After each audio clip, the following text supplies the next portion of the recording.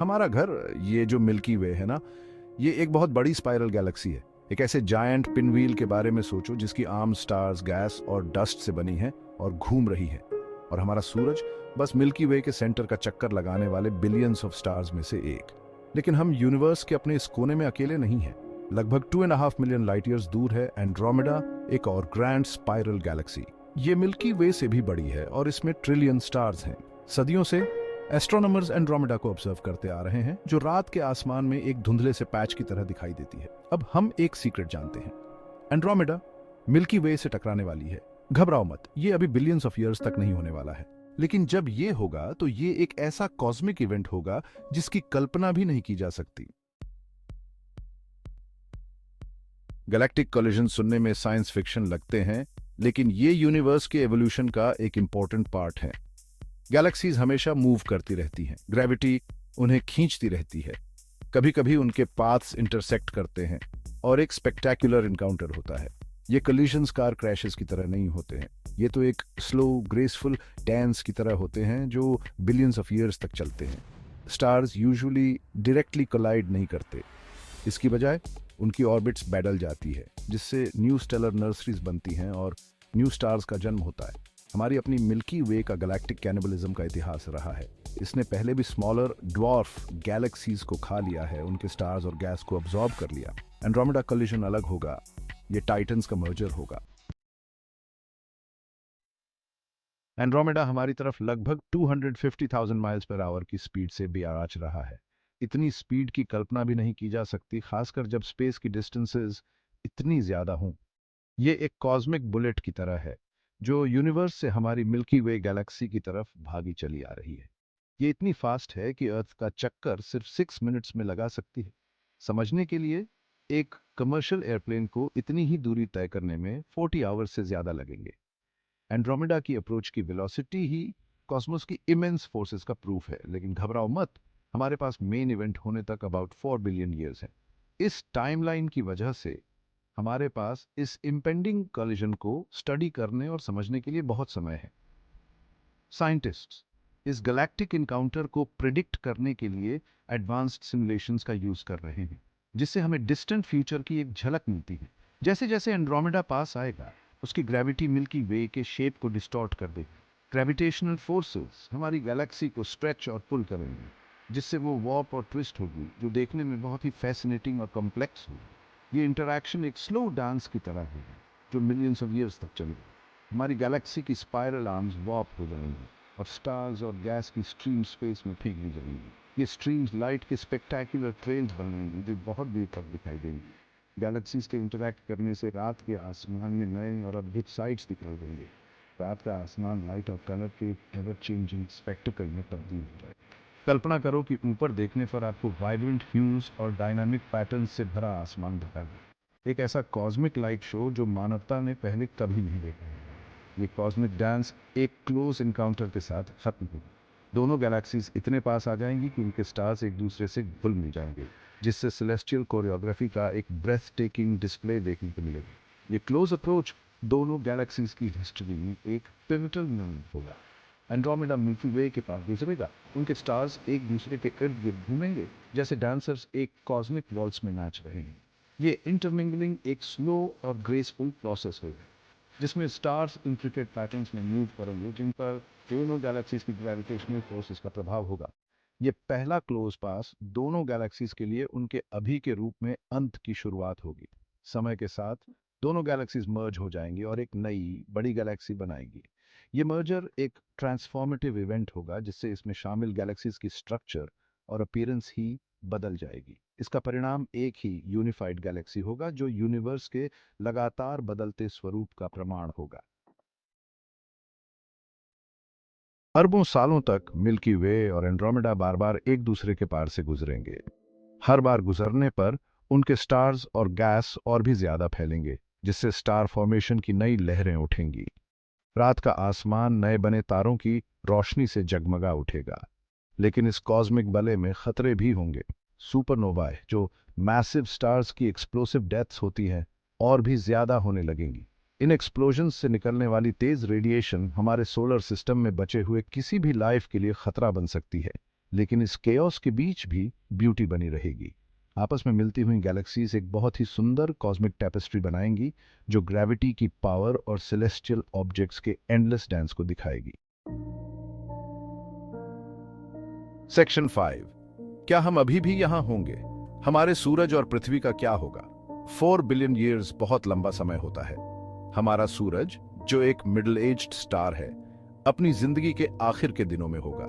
ये एक red giant में बदल जाएगा और पृथ्वी सहित अंदर के सारे प्लैनेट्स को निगल जाएगा। इंसान इस गैलेक्टिक कोलिजन को देखने के लिए होंगे या नहीं, ये कहना मुश्किल है। हो सकता है कि तब तक हम इस कॉस्मिक स्टेज से गायब हो चुके होंगे, या हो सकता है कि हमारे वंशज इस बर्बाद हो चुके प्लैनेट से बचने का कोई तरीका खोज लें और स्टार्स के बीच अपना नया घर बना लें। अगर पृथ्वी बचती भी है तो भी मिल्की वे और एंड्रोमेडा का कोलिजन हमारे इस हिस्से के यूनिवर्स के लिए एक बहुत बड़ा इवेंट होगा। ये हमारे गैलेक्टिक नेबरहुड को बदल देगा और एक नई और भी ग्रैंड गैलेक्सी बनाएगा। गैलेक्सी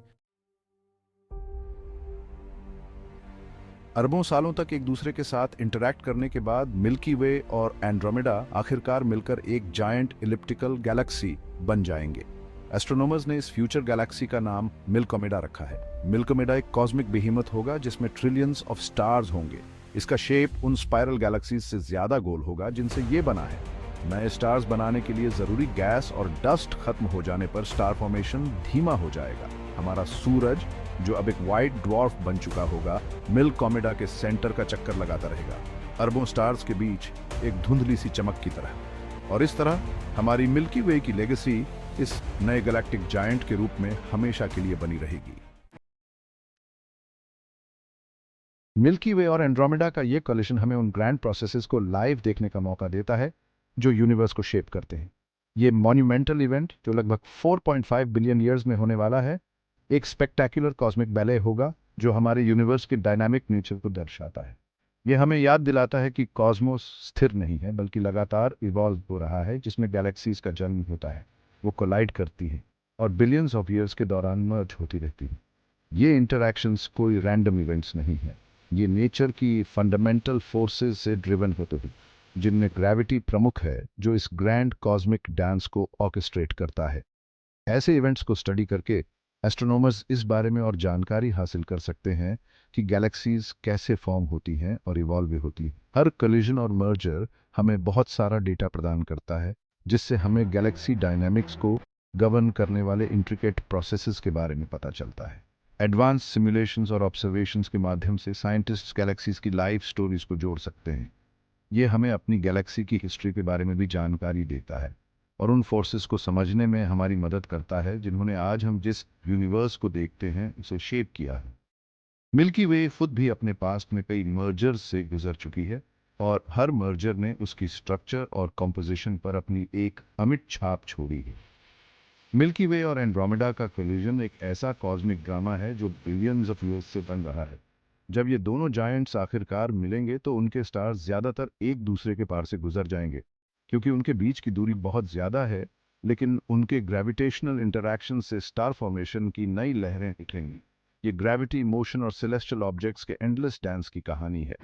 इसके परिणाम स्वरूप बनने वाली गैलेक्सी, जिसे अक्सर मिल्कोमेडा या मिल्कड्रोमेडा कहा जाता है, एक नई बड़ी गैलेक्सी होगी जो दोनों ओरिजिनल गैलेक्सीज का मिश्रण होगी और इन कॉस्मिक इवेंट्स की ट्रांसफॉर्मेटिव पावर को दर्शाएगी।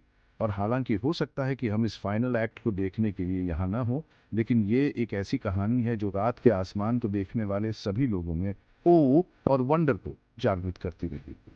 इस बात का ज्ञान कि यूनिवर्स में इस तरह के ग्रैंड इवेंट्स हो रहे हैं हमें कॉस्मोस में हमारी जगह की याद दिलाता है और यूनिवर्स के मिस्ट्रीज को एक्सप्लोर करने और उन्हें समझने की हमारी क्यूरियोसिटी को बढ़ाता है। ये जो यूनिवर्स है ना, ये कोई स्टैटिक अनचेंजिंग जगह नहीं है। ये तो एक डायनामिक, हमेशा बदलता रहने वाला टेपेस्ट्री है जो गैस, डस्ट, स्टार्स और गैलेक्सी से बना है। मिल्की वे और एंड्रोमेडा का कोलिजन इस ग्रैंड कॉस्मिक स्टोरी का एक छोटा सा हिस्सा है। पूरे यूनिवर्स में गैलेक्सीज आपस में टकरा रही हैं और मिल रही हैं, ब्लैक होल्स चीजों को निगल रहे हैं और स्टार्स का जन्म और अंत हो रहा है। ये क्रिएशन और डिस्ट्रक्शन का कभी ना खत्म होने वाला साइकिल है, एक कॉस्मिक डांस जो बिलियंस ऑफ ईयर्स से चल रहा है। इन प्रोसेसेस को समझकर हम इस बात को अप्रिशिएट कर पाते हैं कि हम जिस यूनिवर्स में रहते हैं वो कितना विशाल और जटिल है। ये हमें याद दिलाता है कि इस कॉस्मोस में हमारी जगह प्रीशियस होने के साथ साथ टेम्पररी भी है।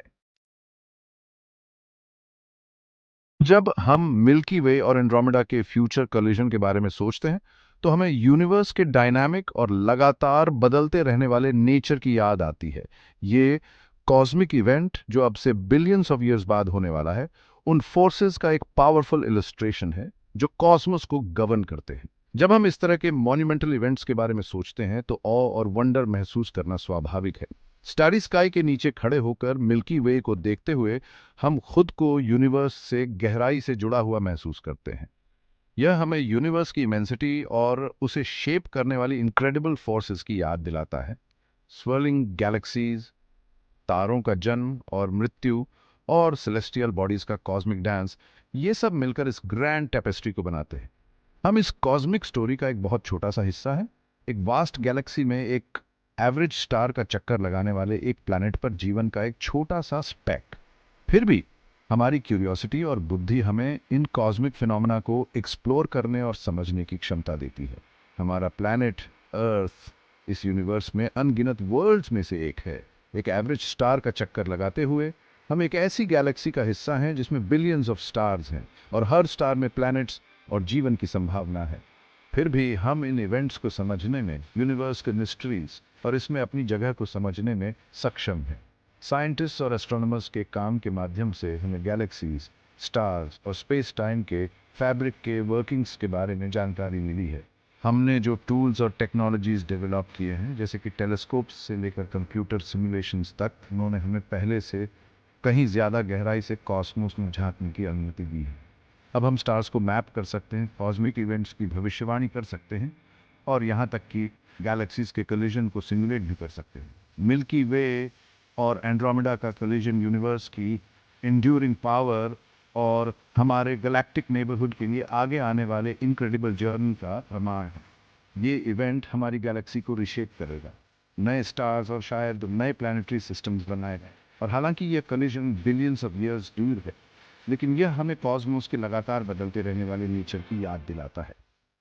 हमारी गैलेक्सी स्थिर नहीं है, यह एक बड़े डायनामिक सिस्टम का हिस्सा है जो लगातार बदल रहा है और विकसित हो रहा है। यह एक ऐसी कहानी है जो आने वाले बिलियंस ऑफ ईयर्स तक अनफोल्ड होती रहेगी, हमारे जाने के बहुत बाद तक। गैलेक्टिक कोलिजन का टाइमलाइन युगों तक फैला हुआ है, जो कॉस्मिक टाइम के धीमे लेकिन अटल मार्च का प्रमाण है। हमारे जाने के बहुत बाद तक यूनिवर्स अपना डांस जारी रखेगा, स्टार्स का जन्म होगा और मृत्यु होगी, और गैलेक्सीज कोलाइड और मर्ज होती रहेंगी। यह लगातार चलने वाला प्रोसेस हमें चीज़ों के ग्रैंड स्कीम में हमारे फ्लीटिंग एग्जिस्टेंस की याद दिलाता है। और यह सोच ही वास्तव में ओ इंस्पायरिंग है।